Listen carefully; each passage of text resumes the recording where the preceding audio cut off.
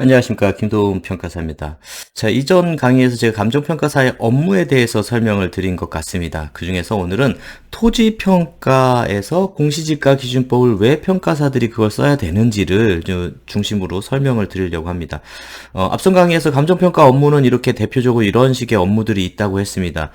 국가에서 평가사를 통해서 매년 공시지가를 발표를 합니다. 그래서 매년 표준지 공시지가가 얼마다라고 하는 그 공시지가 업무를 감정평가사가 진행을 하고요. 그 다음에 은행에서 대출할 땐 담보평가를 평가사들이 진행합니다. 그 다음에 경매에서의 법사가라고 하는 것들에 대해서도 감정평가사하고, 저처럼 소송 전문인 평가사들은 법원에서 재판 진행될 때 뭔가 가격의 판단이 필요할 때는 감정인을 통해서 소송에서 가격을 판단하는 업무를 합니다. 그 다음에 어느 지역이 보상사업으로 들어갔다 했을 때 보상금이 얼마 나왔다라고 했을 때 그 보상금의 기준이 되는 가격도 감정평가사가 평가합니다.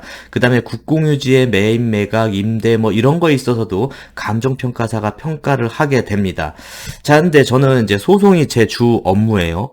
소송이 주 업무인데 그 중에서 이건 뭐 변호사님들한테 특강을 또 좀 해드리려고 하기도 합니다. 표준지 공시지가법에 의해서 감정평가를 함으로 인해서, 만약 이제 보상 같은 경우도 그렇고, 가격이 시세보다 낮게 평가되어서 위법하다라고 이렇게 주장하시는 변호사님들이 정말 많으세요. 이걸 볼 때마다, 저희는 한편으로 좀 마음이 편합니다. 이 변호사님이 감정평가가 어떻게 되는지 전혀 모르시는 분이구나.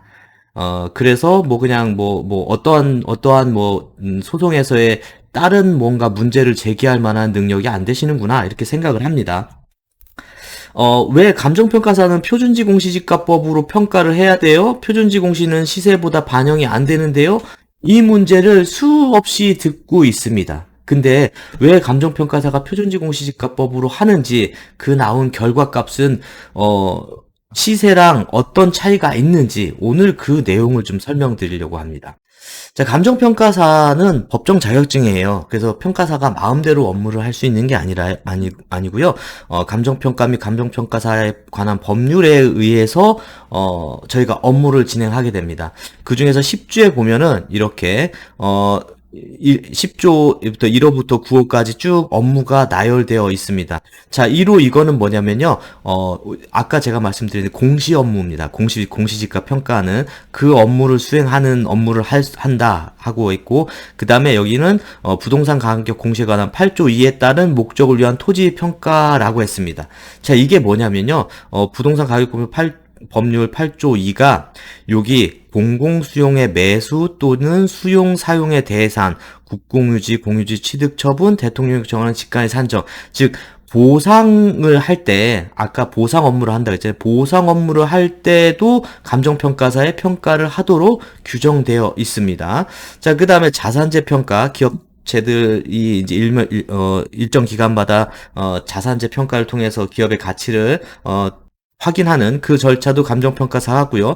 그 다음에 소송, 경매 이런 것도 감정평가사가 합니다. 그 다음에 금융기관의 타인을 의뢰받은 토지평가, 이게 담보평가를 의미합니다. 자, 그 다음에 감정평가 관련된 상담 자문, 그 다음에 조언개발, 그 다음에 다른 법률, 다른 법률에서 규정된 것들이 엄청 많아요. 이 다른 법률에 규정된 게 뭐가 있냐면, 대표적으로 여러분들이 도시재생법에 의해서 평가를 하는 경우에도 요 다른 법률에서 평가를 할 때는 이 감정평가사한테 의뢰한다라는 식으로 토스를 하는 개념입니다. 자, 그러면 이런 업무를 할 때 감정평가사는 그런 평가사 마음대로 하냐, 그게 아니라 저희는 법정평가예요. 그래서 감정평가사에 관한 규칙이라는 것을 규정해 놓고, 이곳에서 감정평가사가 어떻게 하라고 규정해 놓고 있습니다. 자, 규칙 14조에 보시면요, 이렇게 서술하고 있어요. 자, 감정평가사는 법 3조 1항 본문에 따라 토지를 감정평가할 때는 공시지가 기준법을 적용하여야 한다라고 했습니다. 그래서 비준표, 시점 수정, 지가, 그 밖에 이렇게 하라고 했어요. 자, 그래서 감정평가사는 토지를 평가할 때는 공시지가 기준법을 적용해야 돼요. 이 적용을 하지 않는다? 그거는 법률 위반이 되는 겁니다. 그럼 자격증 박탈되겠죠. 자, 그래서 감정평가사는 표준지 공시지가 기준법을 적용해서 감정평가를 해야 된다가 법률에 규정되어 있어서 그대로 가야 되는 거고요. 아까 말씀드린 대로 변호사님이 표준지 공시지가법을 적용한 가격이 위법하다라고 하는 거는 물론 이제 많은 법을 다루시긴 하지만 저희들이 세세하게 하는 저희들 법까지 다 다루시지는 못하니까 당연히 충분히 그런 얘기가 나올 수 있는데 공시지가 기준법이 어떻게 실제 업무에 적용되는지를 모르니까 그 부분을 주장하셨던 거가 아닌가 이렇게 생각을 합니다. 자, 그러면 오늘은 공시지가 기준법이 어떻게 구성이 되는지 그렇게 해서 나온 가격들이 각각의 앞서 말씀드렸던 이런 목적에 어떻게 적용되는지 설명을 드리려고 합니다. 자, 표준지 공시지가법은 이렇게 적용됩니다. 어떤 토지가 있다라고 하면은 요 토지와 용도지역, 그 다음에 이용상황, 그 다음에 인근에 있는 용도지역, 이용상황, 인근에 속하는 다른 비교 표준지를 하나를 선정을 합니다. 이 표준지를 가지고 이 대상 토지를 비교해서 가격을 산정하는 거예요. 자, 그러면 만약 이렇게 이제 획지 정리가 딱 돼 있는 이쁜 지역이다라고 했을 때 저희는 뭐 이렇게 나왔을 때 요 옆에 있는 토지가 딱 여기가 표준지 선정되어 있으면은 너무 마음이 편해요. 그냥 요거랑 요거는 우리가 말하는 특성이 거의 유사하니까 가격 형성도 가격 요인도 뭐 가격에 대한 미치는 영향들도 거의 유사하니까 그러면 요 A란 표준지를 갖다가 이게 기호 1 토지라고 할게요. 요걸 이렇게 비교해서 갖고 와서 가격을 판단하게 됩니다. 여기서 여러분들이 의문을 가지실 것 같아요. 개별 공시지가라는 게 있는데 그건 뭐예요? 자, 개별 공시지가는 모든 토지에 있습니다. 물론 공시법에 의하면은 개별 공시지가는 세금 부과 목적이기 때문에 세금 부과 대상이 아닌 토지들은 개별 공시지가 공시가 안 돼요. 근데 일반적인 대부분 세금 부과니까 개별 공시지가 공시가 됩니다. 만약 이게 개별 공시지가가 10만 원이다. 라고 했으면은 이 토지도 10만 원에 유사하겠죠? 아니면 이 토지보다 뭐 도로 조건이 조금 더 좋아서 뭐 여기는 뭐 15만 원이 되거나 뭐 이런 식으로 될 수 있습니다. 그 표준지와 개별 공시지가는 제가 또 따로 설명을 드리겠지만 이 토지를 기준으로 얘를 갖다가 뿌려주는 개념이 표준지와 개별 공시지가의 관계예요. 그러면 개별 공시지가는 세금 부과 목적인 거지 가격 판단을 하기 위한 목적이 아니기 때문에 이 토지의 토지의 개별 공시지가를 가지고 그대로 가격을 판단하는 게 아니라 인근에 있는 표준지 공시지가를 가져와서 비교를 하게 되는 부분입니다. 그래서 이렇게 용도지역, 이용상황, 인근에 소재하는 표준지를 선정을 하고 그 다음에 이 토지와 이 표준지와의 지역요인, 그 다음에 개별요인을 하게 됩니다. 지역요인, 개별요인. 자, 세 창으로 설명드릴게요. 자, 산식은 이렇게 됩니다. 표준지를 가져오고요. 표준지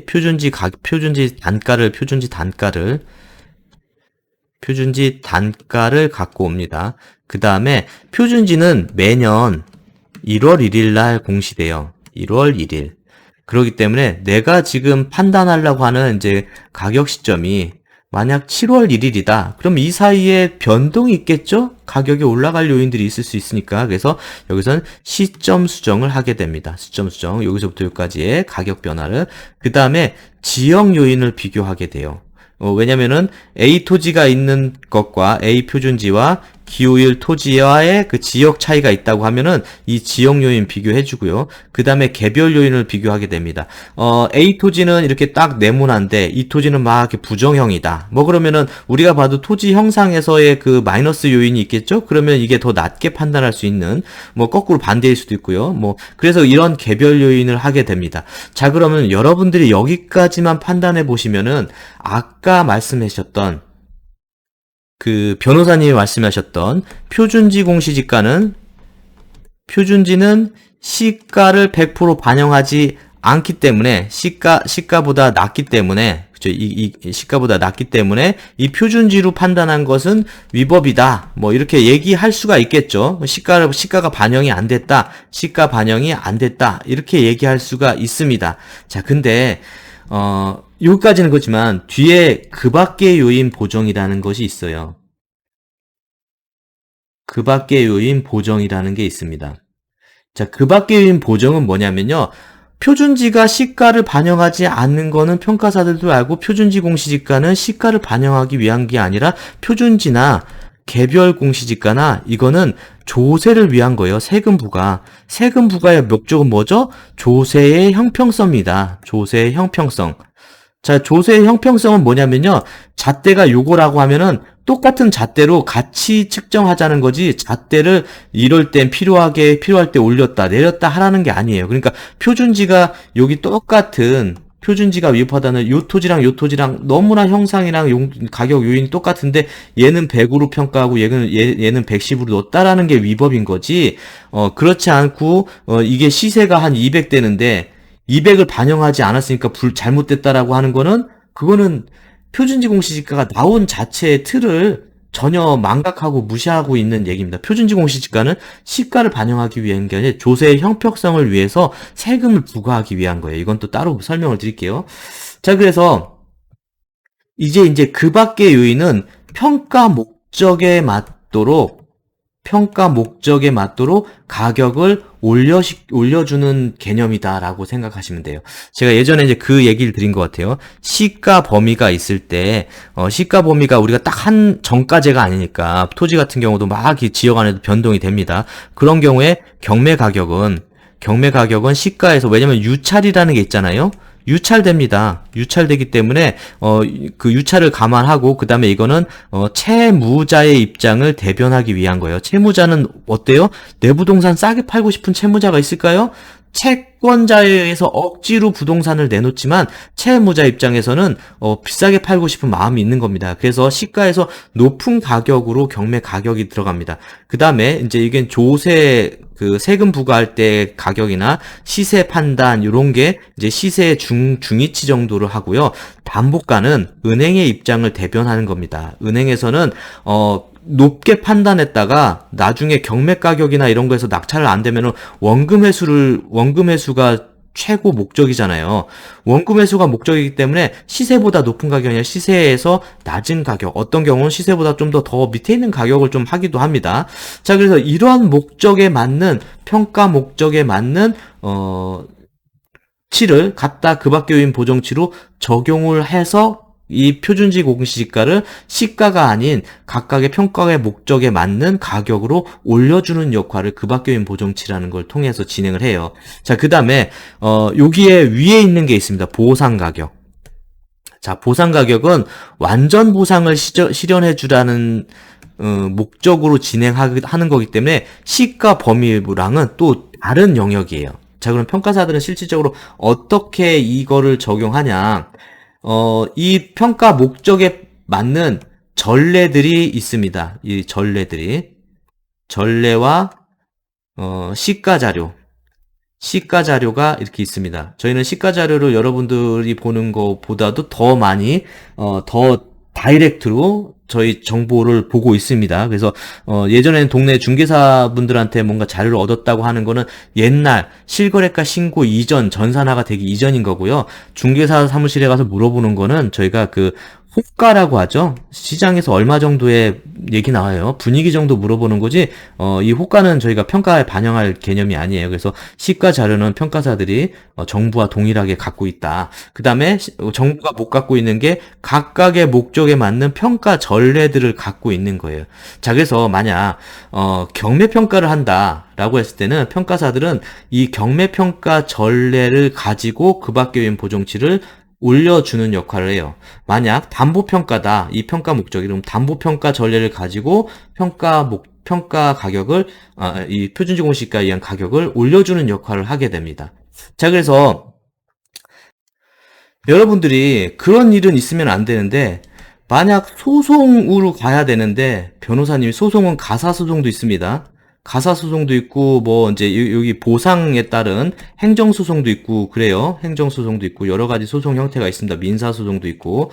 자, 근데, 변호사님이 표준지 공시지가로, 만약 이 얘기는 여기서 많이 나와요. 행정소송에서. 왜냐면 보상 가격 평가할 때, 제가 아까 앞서 말씀드렸죠. 보상 평가할 때 표준지 공시지가법을 따르라라고 법률에서 규정되어 있는 겁니다. 근데 변호사님을 만났는데, 변호사님이, 앞서서 보상 가격이 표준지 공시지가로 해서 판단했기 때문에 가격이 낮은 거라서 이건 소송해야 됩니다. 라고 하는 변호사님이 있으면, 예 하고 문 닫고 나오시면 됩니다. 그분은, 그냥 유치를 하고 싶은 마음일 거예요.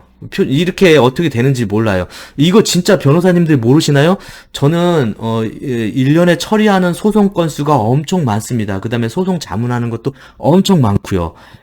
변호사님들이 요 틀에서 이해하는 것 자체에 이해 못 하시는 분들이 99%였습니다. 1% 있었습니다. 1%는 누구냐면 변호사, 평가사, 자격증 같이 갖고 계신 분들 계세요. 그분들은 요 표준지공시지가가 위법하다는 얘기 1도 안 해요. 이건 무식한 얘기인 거니까. 그래서 토지를 표준지공시지가법으로 평가하라고 법률에 지정되어 있는데 그 법률을 위반하라고 평가사 보고 평가하라는 건 말이 안 되는 거잖아요. 그래서 그런 분들은 대부분 요 개별 요인이나 그 밖 요인 요거 가지고 이제 요거 선정이 어떻게 됐는지를 앞선 평가에서 문제점을 지적하거나 아니면 표준지 공시지가 자체가 조금 선정이 잘못됐거나 요런 거 테마를 가지고 상담을 하고 소송할 때도 진행을 하게 돼요.